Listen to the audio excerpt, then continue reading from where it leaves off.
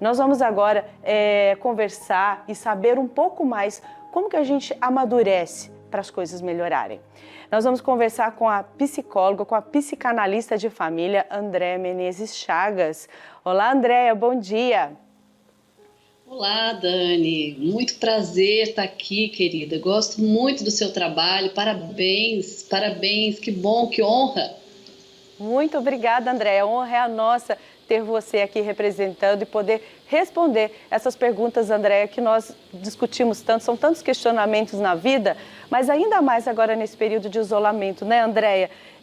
Que a gente ainda mais precisa estar mais próximo um do outro nesse isolamento. Andréa, por exemplo, os pais, como eles devem lidar com os filhos nesse isolamento dentro de casa, quando os filhos estão ali em conflito? Na realidade, Dani, eu digo que sempre o amor o amor é maravilhoso, né? É raiz para as nossas relações. Mas só o amor, muitas das vezes, não é o suficiente. A gente precisa saber nos relacionar, né? E dentro do convívio mais próximo, dentro de casa, dentro das famílias, o que a gente tem? É tão interessante, se você for pensar, a gente tem os nossos sentimentos próprios, o sentimento do nosso par amoroso, né? O sentimento do casal ali interagindo entre eles, que é o pilar de sustentação da família, e o sentimento dos nossos filhos, os nossos sentimentos e emoções. Então, dentro do convívio familiar, nós temos os nossos sentimentos, as nossas emoções e uma coisa fundamental, a nossa postura, a forma como nós lidamos com aquilo que a gente sente, a forma como nós lidamos com aquilo que os nossos filhos sentem. Muitas das vezes a gente não educa emocionalmente, né? Quantas vezes a gente acaba ouvindo, engole o choro, né? Reprimindo, punindo, corrigindo os sentimentos dos nossos filhos. Então, respondendo a sua pergunta, como nós devemos lidar com os nossos filhos, respeitando o que eles estão sentindo nesse momento, né? Quando os ânimos estão mais exacerbados, como é que eu lido com ele? É muito importante educar emocionalmente nessa hora, que isso vai acalmar os ânimos, acalmar o coração dos nossos filhos e criar um elo de intimidade entre nós, né? Entre nós e os nossos filhos, entre nós e o nosso par amoroso.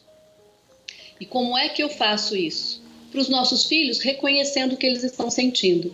Por exemplo, se eles estiverem muito agressivos, né, com raiva, por alguma restrição, que agora a gente está vivendo muitas restrições, né, na quarentena, é importante que você diga para o seu filho: eu reconheço que você está com raiva de não poder sair para brincar com seus amigos. Eu reconheço que não está legal e que você gostaria de fazer tal coisa assim.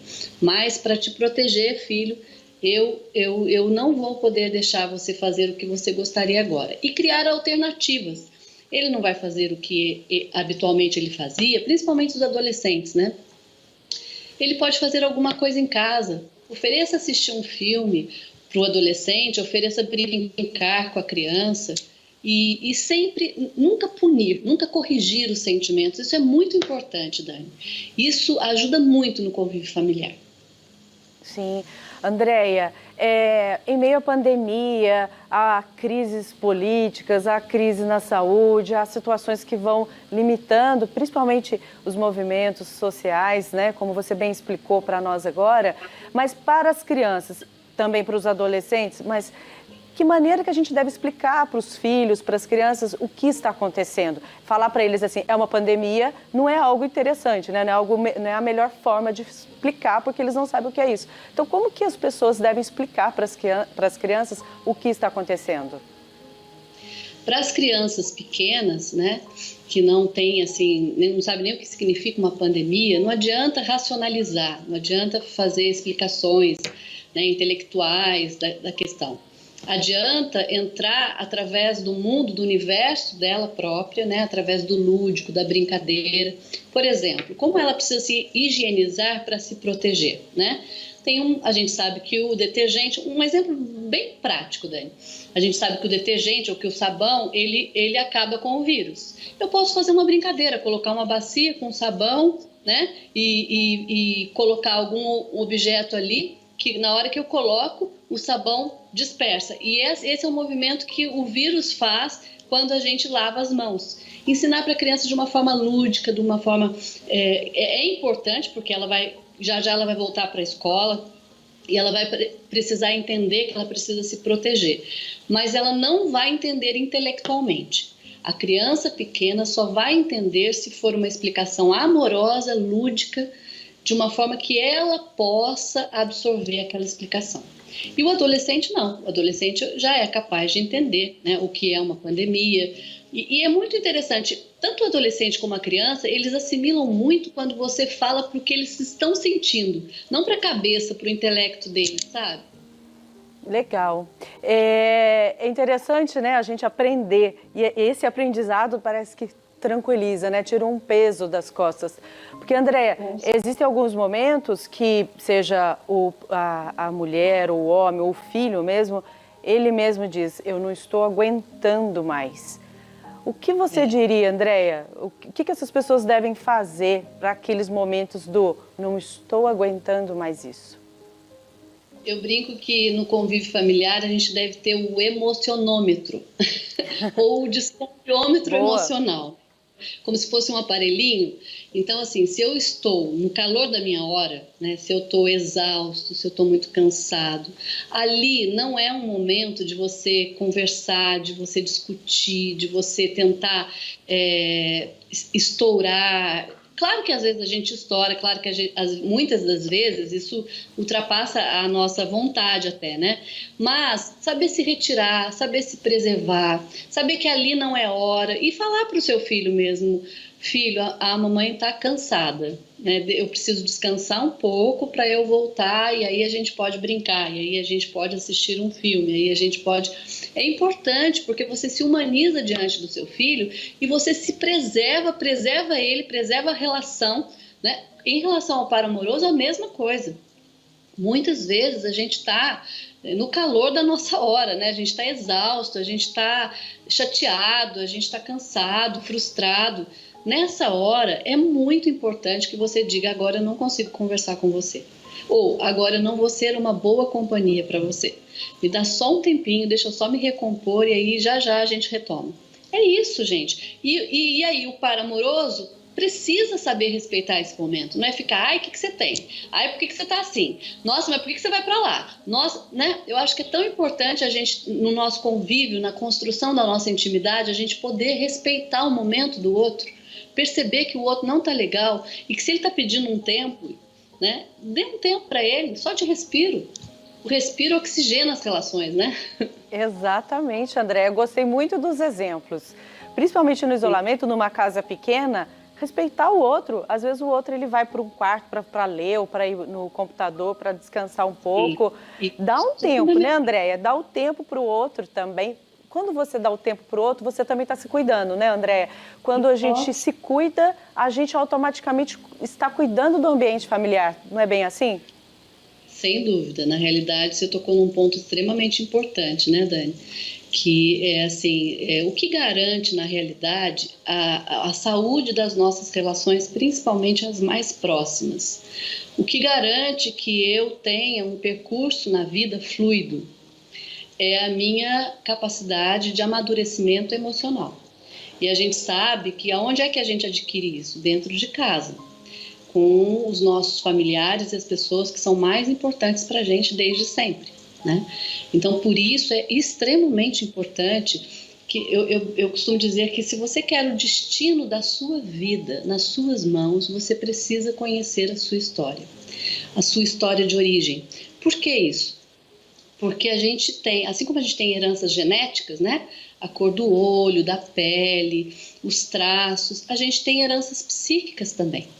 E a gente tem potencialidades que a gente herda da nossa origem, né? Competências, coisas que são muito bacanas de serem vividas e experimentadas, mas nem tudo são flores. E a gente sabe que no âmbito de todas as famílias tem as nossas questões, muitas vezes os nossos traumas. E quando eu não me dou conta desse conteúdo, quando eu não olho para isso, quando eu não cuido disso, quando eu não elaboro, a minha tendência é repetir. Isso tem a ver com a minha postura na vida. Isso tem a ver com a forma como eu me movimento na vida e como eu me relaciono, tanto com as pessoas mais próximas como as mais distantes. Isso é extremamente importante. Se você quer o destino da sua vida nas suas mãos, você precisa conhecer a sua origem, precisa conhecer a sua história, que inevitavelmente nós carregamos, né? Então, o que a gente pode fazer? Sim, Andréia, que conhecer a nossa história não significa situações favoráveis, gostosas de ver, às vezes são situações que a gente não quer se deparar. Talvez as pessoas elas tenham dificuldade de reconhecer ou se dar conta da sua história porque machuca, não é confortável. Andréia, dentro disso, para a gente, seria a última pergunta para a gente encerrar, quais, assim, eu sei que não existe fórmula, não existe uma receita pronta, mas o que seria, quais as ações para a gente amadurecer, para a gente criar relações mais saudáveis, então, Andréia? Algumas coisas, só algumas pelo menos, né? Para você nos orientar. Me veio um tanto de coisas, mas vamos lá, eu vou né, tentar colocar as coisas que eu considero extremamente importantes, talvez as mais importantes. A primeira coisa é que diante de um sofrimento, a gente precisa saber que o sofrimento é um sinal de alerta. Né? Muitas vezes ele vem de um sintoma, de uma repetição, de alguma coisa que você adotou no passado e se movimenta hoje na sua vida de acordo com a sua memória, de acordo com a sua apreensão, de um ambiente que te deu um tanto de coisas muito legais, muito boas, mas que também teve lá suas dificuldades e que por conta do que você experimentou, você passa a repetir hoje. Seja na criação dos seus filhos, seja na forma como você se relaciona com o seu par amoroso. Então é muito importante que diante de um sofrimento, ou sabe aquela história, gente, eu não sei porque eu estou me sentindo assim, estou me sentindo, tem tudo para dar certo, tem tudo para tá bom e eu não estou me sentindo bem, ou então, por que será que eu estou de novo experimentando essa situação na vida, de novo eu aqui, mas meu Deus. Então é muito importante que a gente saiba, nessa hora, que isso é um momento de você parar, reconhecer que algo não vai bem. Reconhecer é o primeiro passo. Você reconheceu que algo não vai bem, vai cuidar disso, vai olhar, vai saber de onde isso vem, o que você pode fazer com isso. Muitas vezes a gente tem sentimentos adotados, né? O Bert Hellinger, que é um terapeuta alemão, criador das constelações familiares, ele fala isso, que muitas vezes dentro de um conflito, tem os sentimentos que foram adotados na infância que você passa a repetir sem saber que você está repetindo. Né? Então, a primeira coisa é você parar diante do seu sofrimento e se cuidar. Para que você se cuidando, você cuida das pessoas mais próximas às mais distantes. É uma onda, assim, né, de frequência boa na vida. E é isso que é viralizar o bem, né, Andréia? Andréia, muito obrigada por você ter sido fonte de esperança na vida de tantas pessoas que estão nos assistindo agora, né, com o coração aflito, precisando ali de uma palavra que possa confortar o coração e dar sequência na vida. Muito obrigada. Dani, só queria dizer assim que a gente tem sempre muitas possibilidades para mudar as circunstâncias de vida. Quando a gente está experimentando o sofrimento, a gente se vê sem saída. E eu quero dizer para todas as pessoas que passam por qualquer tipo de sofrimento nesse momento que você tem possibilidades de sair dessa situação e de um convívio muito melhor familiar, principalmente na quarentena. Um grande beijo e eu agradeço muito a oportunidade, Dani. Ô, minha querida, muito obrigada por ter sido essa luz do nosso dia hoje. Obrigada pela mensagem, viu? Eu que agradeço. Um grande beijo no coração de todos vocês. Muito obrigada. Um beijo no seu coração também, minha querida. Gente, que coisa boa é a gente parar, como ela falou, parar, reconhecer e cuidar e tratar. Vamos cuidar de nós, não é, Jéssica? Vamos cuidar da nossa vida, do nosso coração, para que a gente possa fazer o bem ao próximo também.